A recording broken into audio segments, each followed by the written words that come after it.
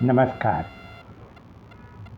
આત્મજ્ઞાનના જિજ્ઞાસુ સર્વ ભાઈ બહેનોનું આ જીવન મુક્તિ ચેનલ ઉપર સ્વાગત છે. 9મા અધ્યાયનો આ છેલ્લો શ્લોક ભગવાને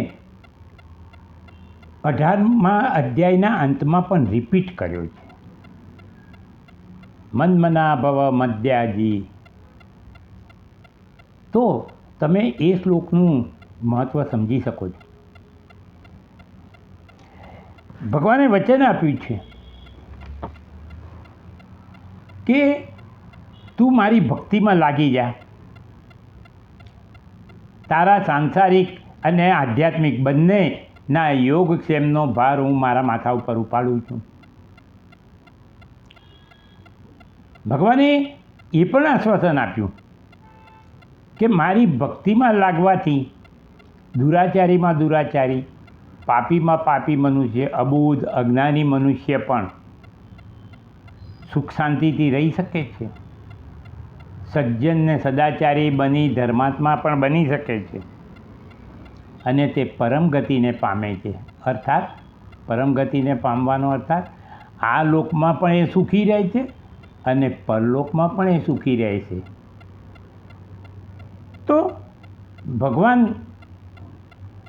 આ બે વસ્તુ કઈ પોતાના ભક્ત માટે કે એક તો હું તારા યોગક્ષેમનો ભાર પણ આ માથા ઉપર લઈશ, અને બીજું તું ભલે ગમે તેવો દુરાચારી હોય, પાપીમાં પાપી હોય, સંસારના વ્યવહારો જવાબદારીઓમાં ગૂંચવાયેલો હોય, તો પણ જો તું મારી ભક્તિ કરીશ, મારી ભક્તિમાં લાગેલો રહીશ, તો તને પણ અખંડ સુખ શાંતિ મળશે. એટલે કે તારી પરમ ગતિ થશે. આ લોકમાં પણ તું સુખી થઈશ, એટલે કે અત્યારે પણ તું સુખી જ રહીશ. ભગવાન હવે એમના જે ભક્ત છે એને ઉપદેશ આપે છે, અથવા તો સલાહ આપે છે, અથવા તો ભક્તે શું કરવાનું કે કરવું જોઈએ એ વિશે કહે છે. તમે જે કહો એ, પણ ભગવાન પોતાના ભક્તને કહે છે કે તારે આટલું કરવાનું. ભગવાને 5 લક્ષણ કહ્યા છે. આપણે એક પછી એક 5 લક્ષણ જોઈએ. ભગવાને પહેલું કહ્યું છે મન્મના ભવ. મન્મના ભવ એટલે તારા મનને ચારે બાજુએથી પાછું ખેંચી મારામાં લગાડ. મારામાં તારું મન લગાડવાથી તું સાંસારિક ચિંતાઓમાંથી મુક્ત રહીશ. ભગવાને આ પહેલાં વચન તો આપી જ દીધું છે, યોગક્ષેમમ વહામ્યહમ. એટલે આપણે જો ભગવાનની ભક્તિમાં લાગીએ તો સાંસારિક ચિંતાઓનો ભાર તો ભગવાન ઉપાડવાના છે, એટલે આપણે એ ચિંતાઓમાંથી તો મુક્ત રહી શકીએ. બીજું એમણે કહ્યું મદ ભક્ત. તું મારો ભક્ત બન, મારું ભજન કર, નિરંતર મને ભજ. અત્યાર સુધી તે જગતને ભજ્યો, અર્થાત જગતને પામવા તે દોડધામ કર કરી,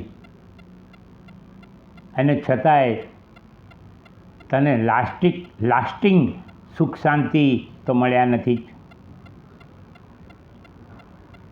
મારી પાસેથી તને લાસ્ટિંગ સુખ શાંતિ મળશે. હું સુખ શાંતિનો સમુદ્ર છું. એટલે જો તું મારી ભક્તિમાં લાગે, મારો ભક્ત બનીને, તો તને ભરપૂર સુખ શાંતિ મળશે. તો આ બીજું લક્ષણ થયું. ત્રીજું મદ્યાજી.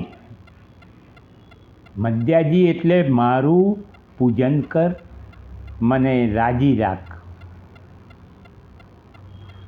અત્યાર સુધી આપણે એટલે કે ભક્તે દેહ, ઇન્દ્રિયો, મન, બુદ્ધિને રાજી રાખવા દોડ કર્યું, અને છતાંય એ કદીએ રાજી રહેવાના નથી.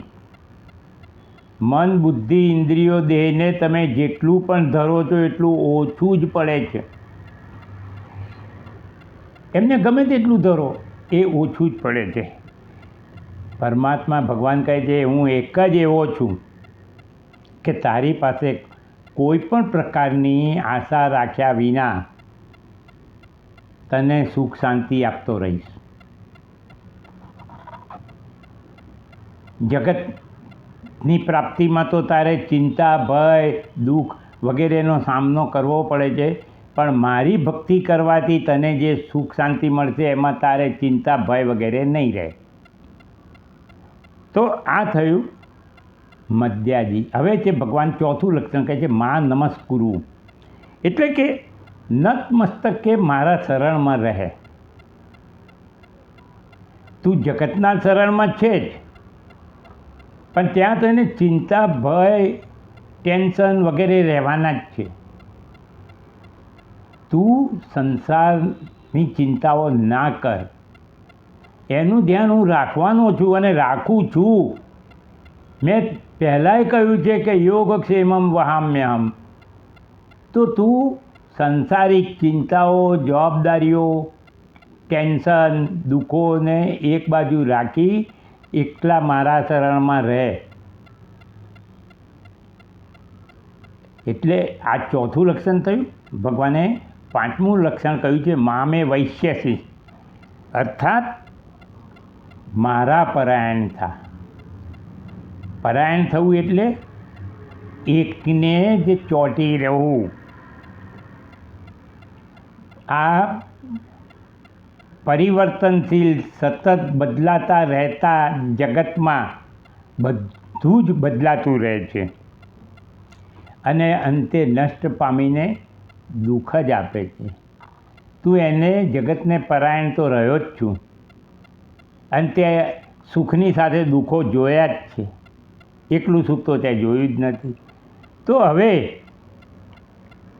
તને અખંડ સુખ શાંતિ જોઈતા હોય, તને લાગે કે તારે અખંડ સુખ શાંતિ જોઈએ છે અને છતાંય સાંસારિક જવાબદારીઓને તો પૂરી થતી જ રહેવાની છે ભગવાન પાસેથી, તો તું મારા પરાયણ થા.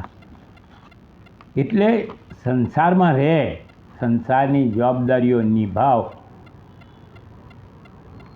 સંસારના વ્યવહારો કરતો રહે, પણ ભરોસો ફક્ત મારો કર,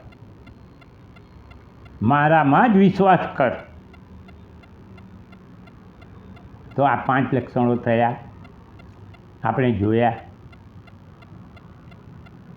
તો આપણે એક વિચારીએ કે જીવ માત્રનું અંતિમ ધ્યેય કે અંતિમ ઈચ્છા તો અખંડ સુખ શાંતિની જ છે.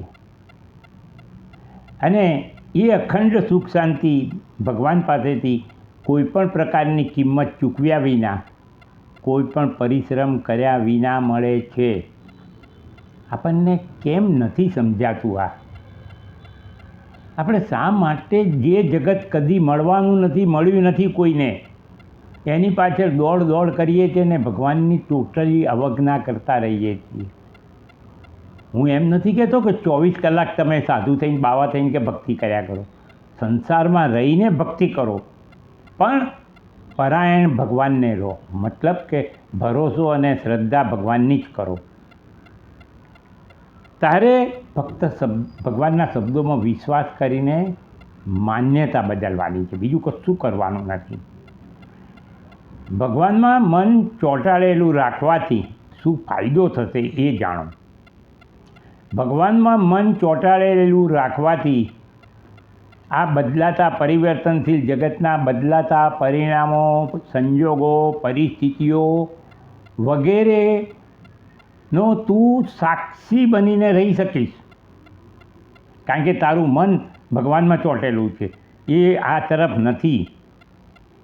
સાક્ષી બનીને રહેવાથી તને શું ફાયદો થશે કે પરિણામો, બદલાતા પરિણામો, પરિસ્થિતિઓ, સંજોગો વગેરેથી તારા સુખ શાંતિમાં ભંગ નહીં પડે. કારણ કે હવે તું સાક્ષી બની ગયો છે. તે ભગવાનની લીલા, તું ભગવાનની લીલા જોઈ રહ્યો છે. તું પોતે એમાં ઇન્વોલ્વ ના થા.